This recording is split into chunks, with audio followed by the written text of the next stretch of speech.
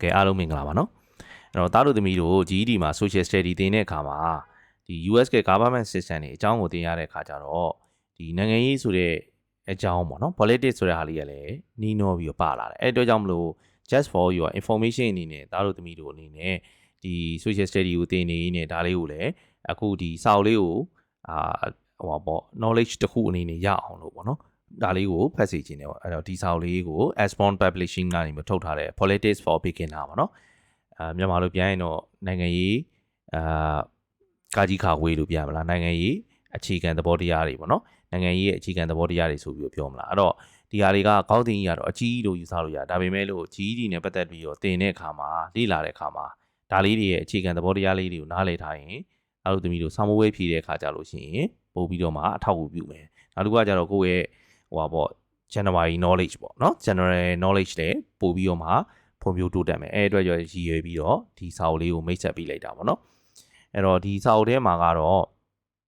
ပုံလေးတွေနဲ့ပေါ့နော်သူကရှင်းပြထားတယ်ဆိုတော့သားတို့သမီးတို့ဒီစနစ်ကဒီ15 16 18အရွယ်တွေပေါ့နော်ဒီအရွယ်လေးတွေအနေနဲ့ဖတ်ရတာလည်းပိုကောင်းတယ်ဆရာဆိုလို့ရှိရင်ဒီလိုပုံလေးတွေနဲ့ပါတဲ့စာတွေဆိုလို့ရှိရင်ပိုကောင်းတယ်စာတွေကြီးပဲပါတဲ့ဟာတွေဆိုမဖတ်ချင်ဘူးပေါ့နော်ဒါနားလဲပါတယ်အဲ့တော့ဒီမှာဆိုရင်သူ့ရဲ့ chapter တွေရဲ့ like ရှိတယ်ပေါ့နော်အဲ့တော့ government ဒီအစိုးရအမျိုးအစားတွေနိုင်ငံရေးစနစ်တွေနောက်ပြီးလို့ရှိရင်ရွေးကောက်ပွဲတွေနဲ့ voting ပေးတဲ့စနစ်တွေနောက်ပြီးလို့ရှိရင်နိုင်ငံရေးအပြောင်းအလဲတွေနောက်ပြီးလို့ရှိရင်နိုင်ငံရေး ideology တွေပေါ့နော်အဲ့တော့ဒီဟာတွေနိုင်ငံရေး idea တွေတရားတွေကိုဆရာတို့ဆွေးနွေးလို့ရတယ်ပေါ့နော်ဒီစာအုပ်ထဲမှာဖတ်လို့ရတယ်နောက်တစ်ခုကကျတော့နိုင်ငံရေးနဲ့ပတ်သက်လို့ကို big question တွေပေါ့နော်အဲ့တော့ human rights ဆိုတာဘာလဲ terrorism ဆိုတာဘာလဲเนาะ freedom of speech ဆိုတာဘာလဲအဲ့လိုဟို general knowledge တိုးတက်စေမယ်ပေါ့နော်အသိဉာဏ်ပညာတိုးတက်စေမယ်ဒီအသုံးအနှုန်းလေးတွေအခေါ်ဝေါ်ရတာလေးတွေအဲ့တော့ဒီဟာလေးတွေကတကယ်တမ်းတော့လေဟိုဘယ်လိုခေါ်မလဲဆိုတော့မြန်မာလိုအနေနဲ့တော့ဆရာရှင်းပြတာပေါ့ဒါပေမဲ့လို့သားတို့သမီးတို့ဒီတန်းထဲမှာရှိတဲ့လူတွေအနေနဲ့ English ကစားလဲတိုးတက်ဖို့လိုတယ်ဘာလို့ဆိုတော့ GED ကsocial study တို့ ILA တို့ဘယ်ဘာသာပဲသင်နေနေเนาะဒါက English လိုပဲသင်ရတာဆိုတော့ဆရာတော်ဒီမှာတော့ English လိုပဲဖတ်ပြမယ်ဒါတွေကိုတော့ဟိုပြန်လည်ပြီးတော့ရှင်းပြတာတော့ဆရာအနေနဲ့ဆရာ Andrew ကနေပြီးတော့ရှင်းပြပေးမယ်เนาะဆိုတော့အဲ့ဒါဆိုပထမဆုံးနိုင်ငံရေးဆိုတာဘာလဲဆိုတဲ့ဟာလေးနဲ့သွားအောင်เนาะအဲ့တော့သွားတဲ့အခါမှာလည်းဆရာတို့ကဒီမှာဟိုခေါင်းစဉ်တွေအများကြီးရှိတယ်တွေ့လားခေါင်းစဉ်တွေအများကြီးရှိတဲ့ဟာကိုဆရာတို့ခေါင်းစဉ်တွေအများကြီးတစ်ခါတည်းနဲ့မရှင်းဘူးเนาะအဲ့တော့ခေါင်းစဉ်တစ်ခုကိုlesson လေးတစ်ခုအနေနဲ့လုပ်ပြီးတော့ပဲ video file အတူလေးတွေလုပ်ပြီးရှင်းပြသွားမယ်ဟုတ်ပြီလားကဲတော့နိုင်ငံရေးဆိုတာဘာလဲဆိုတာလေးနဲ့စအောင်เนาะအဲ့တော့နိုင်ငံရေးဆိုတာဘာလဲလို့ဆိုတော့ all about politics ပေါ့เนาะ all about politics ဆိုတော့လူတွေကဘာလုပ်လဲဆိုရင် people often use the word politics เนาะဆိုတော့တို့တွေလူတွေအနေနဲ့အသုံးပြုကြတာပေါ့နော်ဒါဆို politics နိုင်ငံရေးဆိုတဲ့စကားလုံးကိုသုံးကြတယ်အဲ့တော့သုံးတဲ့အခါမှာအဲ့ဒါဘာကိုပြောဖို့အတွက်သုံးတာလဲဆိုရင် to talk about who runs the country and how เนาะအဲ့တော့ဒီတိုင်းထဲမှာအရန်ကိုအင်္ဂလိပ်စာကျွတ်နေတဲ့တော်နေတဲ့သားတွေသမီးတွေလည်းပါလိမ့်မယ် anyway เนาะကိစ္စမရှိဘူးဒါပေမဲ့လို့ဆရာတို့ဒီတိုင်းထဲမှာရှိရဲ့တချို့ဟိုကိုနဲ့အတန်းပေါ်တွေလေ့လာဘက်တွေအနေနဲ့လည်း English အားနေတဲ့လူလေးတွေရှိလို့ဩငါဆရာဘာသာပြန်နေပါလားငါတို့မသိလို့ဆိုတာထက်ပေါ့နော်အဲ့လူမျိုးနည်းနည်းအင်္ဂလိပ်စာအခြေခံအားနေတဲ့နော်ကိုအတန်းပေါ်တွေကိုနဲ့လေ့လာဘက်တွေနော်တကယ်ချင်းတွေအတွက်ကိုရှင်းပြနေတာပါလားလို့စိတ်ရှည်တီးခံပြီးတော့နည်းနည်းနားထောင်ရင်နော်ဟုတ်ပြီအဲ့တော့ who runs the country ဆိုတော့တိုင်းပြည်ကိုပြေးတာမဟုတ်နော် who runs the country ဆိုတော့တိုင်းပြည်ကိုဘာလုပ်လာဆိုတော့အုပ်ချုပ်တာကိုပြောချင်တာပေါ့ဒီနေရာမှာနော်ဒီတိုင်းပြည်တစ်ပြည်နိုင်ငံတစ်ခုကိုဘယ်သူကအုပ်ချုပ်တာလဲပြီး how and how ဆိုတော့ဘယ်လိုအုပ်ချုပ်တာလဲနော်အဲ့တော့အဲ့ဒါတွေကိုပြောဖို့အတွက်ပေါ့နော်နိုင်ငံကိုဘယ်သူတွေကအုပ်ချုပ်တယ်လဲဘယ်လိုစီမံခန့်ခွဲတယ်လဲဆိုတာကိုပြောဖို့အတွက်ဒီနိုင်ငံရေး politics ဆိုတဲ့ဝါဒကိုဆရာတို့လူတွေကအသုံးပြုကြပါလေတဲ့နော်နောက်ပြီးလို့ရှိရင်ဆက်သွားလိုက်မယ်နော် but politics actually cover the way people make decisions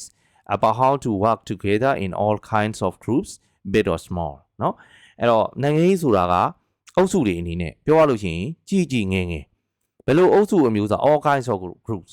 ကြီးငယ်အုပ်စုအမျိုးအတွင်းမှာဘယ်လိုအုပ်စုတွေမှာမဆိုเนาะတို့တွေဘယ်လိုအတူတူက how to work together ဘယ်လိုအလုပ်တူလုပ်ကြမလဲအဲ့တော့အလုပ်အတူလုပ်ကြမလဲဆိုတော့အလုပ်လုပ်တယ်ပတ်စံရှာဖို့အတွက်အလုပ်လုပ်တယ်ဒါဆရာတို့သိရလေနော်ဝမ်းစာတော့သမုတ်တရားဝမ်းတထွားတွေဝမ်းစာရှာရတယ်အလုပ်လုပ်ရတယ်ဒါအဲ့လိုပုံစံမဟုတ်နော်ဒီမှာသုံးတယ် how to work together ဆိုတာတိုင်းပြည်တစ်ပြည်ကိုအုပ်ချုပ်တဲ့အခါမှာကျတို့နားလည်တာမှာဒီတိုင်းပြည်ကိုဘယ်သူမှတော့ဆင်းရဲပါစေမွဲတေပါစေနော်လူလိုပြောရင်တော့ငါတနေ့တော့ဆင်းရဲရမယ်ငါတနေ့တော့ငါမွဲတေရမယ်ငါတနေ့တော့အယက်သမားဖြစ်ရမယ် ငါတနေ့တော့ဘဝပြရမယ်လို့ဘယ်သူမှမလုပ်လေလူဆိုလို့ရှိရင်လည်းပါတော့ငါတနေ့ကျွေးပွားရမယ်တိုးတက်ရမယ်အောင်မြင်ရမယ်ဒီလိုပဲနော်ဟိုကစဉ်းစားဆင်ခြင်တယ်လို့ပဲတိုင်းပြည်တပြည်မှာဆိုလို့ရှိရင်လည်းနော်ဒီတိုင်းပြည်တွေ country တွေမှာဆိုလို့ရှိရင်လည်းအဓိကတိုင်းပြည်ကိုအုပ်ချုပ်တဲ့လူတွေကဒီတိုင်းပြည်ကိုတိုးတက်အောင်နော်ကြီးပွားအောင်ချမ်းသာအောင်နော်လူတွေကိုတိုင်းပြည်တွင်းမှာရှိတဲ့လူတွေနော်ရဲ့ prosperity ဒီတာယာဝပြောမှုနော်သူတို့ရဲ့ဒီနော်ချမ်းသာရေးနော်ဆိုင်ချမ်းသာရေးဆိုတဲ့နေရာမှာလည်းကိုချမ်းသာရေးနော်စိတ်ချမ်းသာရေးဒီလိုမျိုးတွေအတွက်ကိုဒါပါလို့ဆိုရင်ပြုသဘောဆောင်တဲ့တိုးတက်မှုသဘောဆောင်တဲ့ဘက်ကိုရောက်အောင်လို့သွားတာအဲ့လိုသွားတဲ့အခါမှာ how to work together ဆိုတာငါတို့အုပ်ချုပ်ကြမယ်ဆိုတာတယောက်တည်းအုပ်ချုပ်လို့မရဘူးလူတွေအများကြီးနဲ့အုပ်ချုပ်ရတာနော်အဲ့လိုအုပ်ချုပ်တဲ့အခါမှာဘယ်လိုအတူတကွတို့တွေအုပ်ချုပ်ကြမလဲစီမံခန့်ခွဲကြမလဲအလုပ်လုပ်ကြမလဲဆိုတာကိုဘာလို့ဆိုရင် make decision ဆုံးဖြတ်ချက်တွေချမှတ်တဲ့ဘာလို့ဆိုရင် the way နီလန်းလမ်းစဉ်ပေါ့နော်ဒါကို politics လို့ခေါ်တယ်အဲ့ဒါလေးကိုဒီမှာဒီစာအုပ်ထဲမှာဥပမာလေးနဲ့ပြောတာဥပမာအနေနဲ့ပေါ့နော်ဥပမာအနေနဲ့ဘောလုံးအသင်းတစ်သင်းဆိုပါတော့ small team smallish group ပေါ့ဆရာတို့အုပ်စုလေးသေးလေးတူစဉ်းစားကြည့်ဘောလုံးအသင်းလေးတစ်သင်းပေါ့နော်ဒီမှာပုံလေးနဲ့ပြတာအဲ့တော့ဒီလိုဘောလုံးအသင်းတစ်သင်းမှာဆိုလို့ရှိရင်သူတို့မှာတူညီတဲ့ဘာရှိလဲဆိုရင် same goal common goal ပေါ့နော်သူတို့ရဲ့ဘုံညီမှန်းချက်တစ်ခုစီရှိတယ်အုပ်စုတစ်ခုမှာဟုတ်တာဘောလုံးအသင်းတစ်သင်းတိုင်းဒီမှာသူတို့ရဲ့တူညီတဲ့ဘုံညီမှန်းချက်တစ်ခုစီရှိတယ်အဲ့ဒါဘာကြီးလဲဆိုတော့ let's win matches ဒီမှာအသင်းသားတွေအသင်းဘော်တွေတိုင်းကြည့်လိုက်တယ်ငါတို့ပွဲတိုင်းနိုင်အောင်ကမ်းကြမယ် hey and get in shape ငါတို့ကြားမှာကြန့်ခိုင်နေမှရမယ် and have fan ငါတို့ကဲ hey ဒီပွဲတွေငါတို့နိုင်ပြီဆိုလို့ရင်တော့အပြတ်ကဲကြမယ်ကွာဒါစသဖြင့်အဲ့လိုပေါ့ပျော်တဲ့ရွှင်တဲ့လူလည်းပါမယ်စသဖြင့်ပေါ့နော်အဲ့တော့အဓိကတော့ common goals ရပါတယ်ဆိုရှင်နော်အောင်မြင်မှုဒါဘောလုံးအသင်းဆိုလို့ရှိရင်တော့သူကပွဲတွေနိုင်ဝန်ခံနိုင်မှုပေါ့နော်တပြီးလို့ရှိရင်အသင်းမှာရှိတဲ့လူတွေကြားမှာကြန့်ခိုင်မှုလုပ်တယ်နော်အဲ့တော့ဒါပေမဲ့လို့အဲ့လိုမျိုးညီမန်းချက်ဘုံညီမန်းချက်တော့တူတယ်ဒါပေမဲ့လို့အဓိကဒီညီမန်းချက်တွေကိုရောက်အောင်လုပ်ဖို့အတွက် how to achieve those ကိုဒီညီမန်းချက်တွေကိုရည်ရွယ်ချက်တွေစီကိုရောက်အောင်သွားဖို့ရရှိဖို့ရောက်အောင်လုပ်ဖို့အတွက်ဆိုလို့ရှိရင် how to achieve ဆိုတော့နော်ဒါတွေကိုအောင်မြင်ဖို့အတွက်ရရှိဖို့အတွက်ဆိုလို့ရှိရင်ဘာလုပ်လဲ not everyone agree လူတိုင်းကတော့တသက်မှတ်တဲ့တူညီတဲ့သဘောတူညီချက်တွေတော့မရှိကြဘူးနော်သူတို့အဖွဲ့မှာရှိတဲ့အရာအားလုံးပေါ်မှာသဘောတူညီဖို့ရဖို့ဆိုတာမဖြစ်နိုင်ဘူးနော်အဲ့တော့အားလုံးကညီညွတ်နဲ့အလုပ်လက်တွဲဖို့လည်းလိုတယ်ဘာလို့လဲဆိုတော့ဒီလိုလက်တွဲလုပ်မှလည်းအောင်မြင်ကြမှာအောင်နော်အဲ့တော့ငါတို့ဒီမှာဆိုလို့ရှိရင် we should train 5 times a week တော့တယောက်တစ်မျိုးစီပြောကြပြီငါတို့တစ်ပတ်ကိုကွာငါရဲ့လေ့ကျင့်ခန်းရောဆင်းကြမယ် training ဆင်းကြမယ်ပေါ့နော် no way I've got music practice too ဆိုပြီးတယောက်ကပြန်တက်ပြောတယ်ငါဟို music ဂီတာလေ့ကျင့်ရမယ်အချိန်အဲ့ဒါကြီးနဲ့တိုက်နေတယ်မဖြစ်ဘူးမင်း9ချိန်တစ်ပတ်9ရက်တော့လုံးလို့မဖြစ်ဘူးဒါတယောက်ကကန့်ကွက်တယ်တယောက်ကကြတော့လေငါအဖေကို let's start my dad to help coaches နော်ငါအဖေကိုနီးပြလောက်ခိုင်းရမယ်လို့နီးပြလောက်ခိုင်းမှာပဲနီးပြလောက်ဖို့ငါပြောထားတယ်ပေါ့နော် oh nah that let's get someone famous to coaches instead နော်မင်းနာမည်ကြီးနီးပြတယောက်လောက်ခန့်လိုက်ပါကွာဘာလို့မင်းဖေကြီးခန့်မှာတော့တယောက်ကကန့်ကွက်တယ်အဲ့လိုမျိုးပေါ့နော်တရားအုပ်စုထဲမှာရှိတဲ့လူတွေတသမတ်တဲ့သဘောမရှိကြအောင်နော် the group may not always agree သူတို့တသမတ်တဲ့သဘောတူညီချက်ရှိမှာမဟုတ်ဒါပေမဲ့ they need to work together အဲ့တော့အားလုံးကညီညွတ်နဲ့အလုပ်တွဲလုပ်ဖို့တော့လိုတယ်နော်ဘာလို့ဆိုလို့ရှိရင် because they want to do well နော်ဘာလို့ဆိုတော့ဒီမှာဆိုရင်အားလုံးကအောင်မြင်မှုကိုရချင်ကြတာဟုတ်တိုင်းပြည်တစ်ပြည်မှာဆိုလို့ရှိရင်မင်းဘယ်သူအုပ်ချုပ်ဘယ်လိုပဲလုပ်လို့ဘယ်လိုပဲသဘောထားတွေပဲကိုယ်ပဲအဓိကအလုပ်အတူတူတွဲလုပ်ဖို့လိုတယ်အောင်မြင်အောင်နော်ကြီးပွားအောင်လို့ဒါတိုးတက်မှုရှိအောင်လို့နော် development တွေဖြစ်အောင်လို့လုပ်ဖို့လိုတယ်နော်တိုးတက်အောင်မြင်မှုတွေလိုတယ်အခုဒီမှာဆိုရင်တယောက်ကတော့လာပြီငါရှေ့တန်းမှာကစားခြင်း I want to play up front no me မဟုတ်ဘူးငါရှေ့တန်းမှာကစားမှာငါပဲဟာဆိုပြီးတယောက်ကပြောတယ် I don't care who plays where as long as we win နော်မင်းတို့ကလည်းကွာငါတို့နိုင်ပြီးတာပဲမင်းတို့ဘယ်သူကစားငါတော့ကြီးမဆိုင်ဘူးအဲ့လိုမျိုးလူလဲပါတယ်မင်းကြိုက်တဲ့နေရာကစားငါတို့ကတော့အတင်းနိုင်ဖို့အဓိကပဲဆိုတော့အတင်းရဲ့ဘုံကြီးမှန်းချက်ကိုပဲရှေ့တန်းတင်တဲ့လူတွေပါတချို့ကြတော့လေကိုကရှေ့တန်းကိုလှုပ်ချင်တဲ့နေရာကိုလှုပ်ချင်တယ်ပေါ့ငါဟိုဖြစ်မှဒီဟာဖြစ်မှအဲ့လိုမျိုးပေါ့နော်ဒီလိုမျိုးတွေပြောကြတဲ့အခါမှာ groups deciding the best way to work together is politics in action အဲ့တော့အုပ်စုတွေအနေနဲ့ဒီလိုမျိုးအကောင်းဆုံးအလုပ်နိုင်မယ်နီလန်းကိုဝိုင်းဝန်းစဉ်းစားရှာဖွေဆုံးဖြတ်ရတယ်အဲ့ဒီလိုမျိုးလုပ်တဲ့လမ်းစဉ်ကိုနိုင်ငံရေးလို့ခေါ်တယ်အဲ့တော့နိုင်ငံရေးဆိုတာ all about politics ဆိုတာဟာလေးကိုနားလည်ပြီလို့ထင်တယ်နော်နည်းနည်းလေးဒါသူ့ရဲ့ definition လေးသူစပြောတာပေါ့နော် အဲ့တော့နောက်တစ်ခုပေါ့နော်အဲ့တော့နောက်ကောင်းတဲ့တစ်ခုမသွားခင်ဒါလေးဆက်သွားလိုက်မယ်နော်အဲ့တော့ဒီမှာဆိုလို့ရှိရင်လည်းဟုတ်ပြီအုပ်စုတွေ most crew have a way of organizing themselves အုပ်စုတွေအများစုမှာသူတို့ကိုသူတို့ဘာကောင်းမလဲ organizing ဆိုတာစုစည်းနိုင်တဲ့ way ဆိုနီးလန်းနေရှိပါတယ်တဲ့ most crew have a crew of organizing themselves เนาะအုပ်စုတွေအဖွဲ့အစည်းတွေတော်တော်များများမှာဘာလို့ရှိရလဲဆိုရင်သူတို့ကိုသူတို့စီယုံစုစည်းနိုင်တဲ့နီလန်းတွေကိုပိုင်လမ်းစဉ်တစ်ခုစီရှိတတ်ကြတယ် so decision get made in the same way each time အဲ့တော့ဒီလိုမျိုးဒီလမ်းစဉ်ပေါ့နီလန်းတွေအဲ့လိုရှိမှသာလျှင်ဒီချိန်နဲ့ဒီပြင်သူတို့ဆုံးဖြတ်ချက်ချတဲ့အခါမှာလုံနီးလုံဟန်နေအတူတူပေါ့အဲ့တော့အုပ်စုတွေကတော့ကွဲမယ်ဒါပေမဲ့လို့အဲ့ဒီအုပ်စုတွေကเนาะအဲ့ဒီအုပ်စုတွေဒီအုပ်စု